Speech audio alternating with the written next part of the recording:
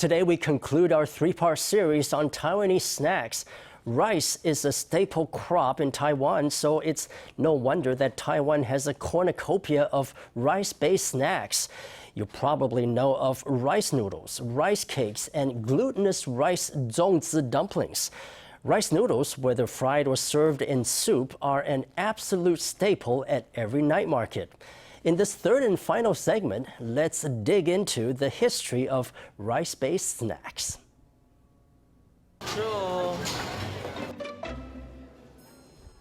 Rice is Taiwan's main staple and is used in lots of rice-based snacks: glutinous rice cakes, sausage with sticky rice, puffed rice cakes, rice noodles, silver needle noodles. These small eats are endlessly tempting. A bowl of chewy fried rice noodles is an important part of many housewives' repertoire. But while the recipe may look simple, mastering it is anything but. When most people are sound asleep at 3 a.m., this rice noodle factory of 100 years standing is just gearing up to start another day. This indica rice has been soaking overnight. It's ground into an aromatic paste. The pure rice paste goes into cloth bags and is pressed slowly with heavy wooden planks and jacks to get out all the water.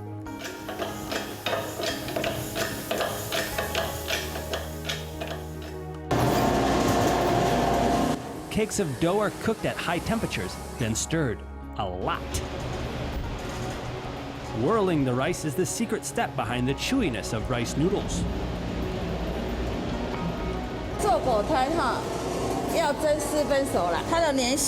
You cook the dough to 40% so it's sticky. The chewiness comes from the mixture of cooked and uncooked rice. You mix it 2 or 3 times to solidify it so the noodles don't break easily. After being whirled and pressed, the dough is rolled into cylinders and dropped in the noodle extruder. Finally, 1,000 strings of noodles emerge.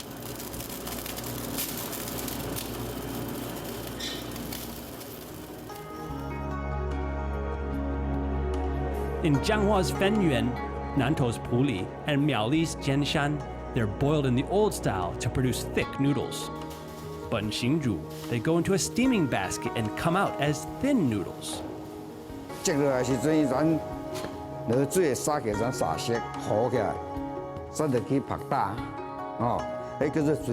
They're pressed and boiled, then dried out.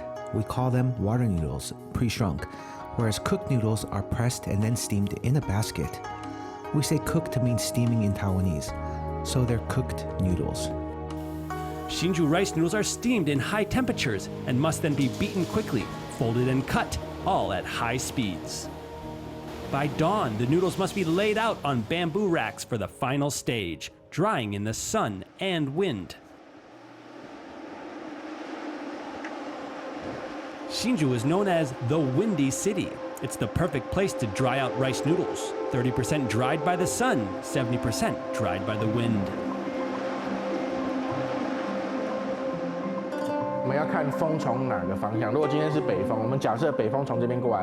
We have to see the wind direction. If it's a north wind today, say the north wind is coming from over here, then we lay the noodles like this. The sun shines on the top layer of noodles. For the bottom layer, we let the wind blow away the moisture. But there's hundreds of noodles tangled together. The ones in the middle don't get the sunlight, so we have to keep spreading them out. Every hour, we have to spread out more.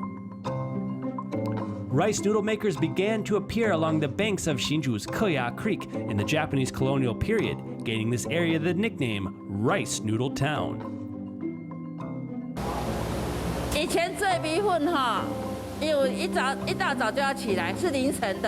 In the past, to make rice noodles, you had to get up early, before dawn, and go to the river to fetch water.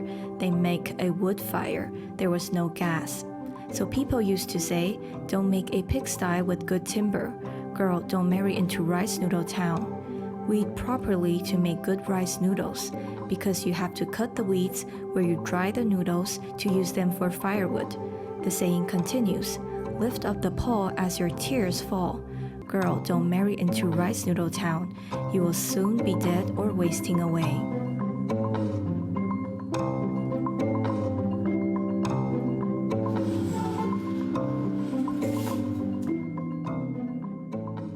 Before industrialization, they were a high-quality food, a luxury used only for temple offerings or banquets. 60-70年前那个农业时代。 In the agricultural era before the 60s, people were all eating sweet potato leaves. Rice was a rare thing. And if you made it into rice noodles, it was even higher class. You could turn 8 catties of rice into 5 catties of rice noodles. So it was a very precious thing. Also, because it's these very long, thin strings, it makes people think of longevity, something going on and on forever. It was used at Lunar New Year and Ghost Festival when praying or making offerings to ancestors. As the economy changed, this once luxury item became an everyday food. How it's cooked is always changing. Rice noodles can be stir-fried, served in soup, made with pumpkin, taro or squid, and dry-fried or boiled in soup. The special thing about rice noodles is you must take care with the water content. Rice noodle stir-fry is not fried rice noodles. To fry rice noodles, first fry your other ingredients separately, then toss the noodles in broth, and finally mix the other things in. But to make rice noodle stir-fry, first flash fry shallots in soy sauce, then toss in the noodles, heat them up, add some braised pork sauce, mix it with bean sprouts, and that's rice noodle stir-fry. Rice noodles easily break during cooking, so manufacturers started adding cornstarch or potato starch to reduce costs and make the noodles stronger. 那后来就改成用淀粉，比较便宜的淀粉，它比较不会断。 They started using cheaper starches to reduce breakage and improve the texture. So everyone started using starch to replace some of the rice. The biggest difference from rice is that starch has no protein at all. When you add it to the rice noodles, they get chewier, tougher, stronger, of course. Starch-added rice noodles have bite, but pure rice noodles are floppy. Different textures, different cooking methods. 调和米粉的做法，大部分都是把米粉泡在水里面泡软。 To cook starch-added rice noodles, generally, you boil them in water until soft for a long time, 10 or 12 minutes. Only take them out when they're obviously soft. Pure rice noodles are different. They don't need that. You just briefly dip them in the water. If you boil them too long, they'll break when you fry them or even in the water. Rice noodles are chewy and filling. Another filling rice product is zongzi dumplings, which are made primarily of glutinous rice.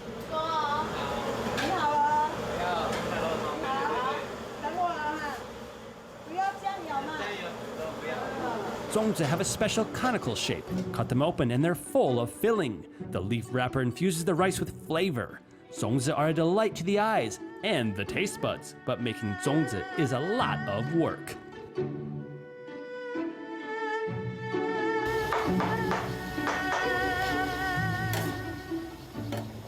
Stir-fried mushrooms are doused in pork broth. Meanwhile, premium pork is being prepared. There are many zongzi fillings, varying by region and personal taste. Southerners like peanuts, northerners like shrimps.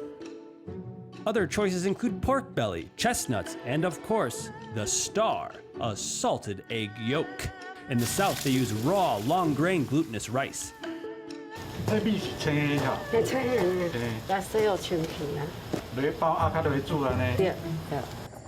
In the North, they season the glutinous rice and steam fry it half-cooked. 这五香粉、五香、红葱仔头，我今麦要来南巴喷，好来管理哈。啊，等下若包好，爱搁落去吹。 Preparing the zongzi is hard enough, but wrapping it tight is the real test of the chef's skill. 贵族是包覆性比较好，然后马祖是它的香气比较好。 Makino bamboo wraps better. Sweet bamboo has a nicer flavor. First you fold it, then you put the rice in, mushrooms, braised pork, cherry shrimps, lean meat, scallops, egg yolk, chestnuts. Finally, some rice on top, mushrooms on top. Then you can close it, wrap it up. You must leave the rice space to expand as it cooks. It can't be wrapped too tight or too loose.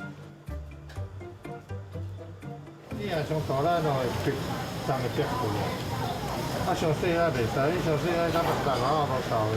it's too tight, it will explode. Too loose doesn't work either, it will leak.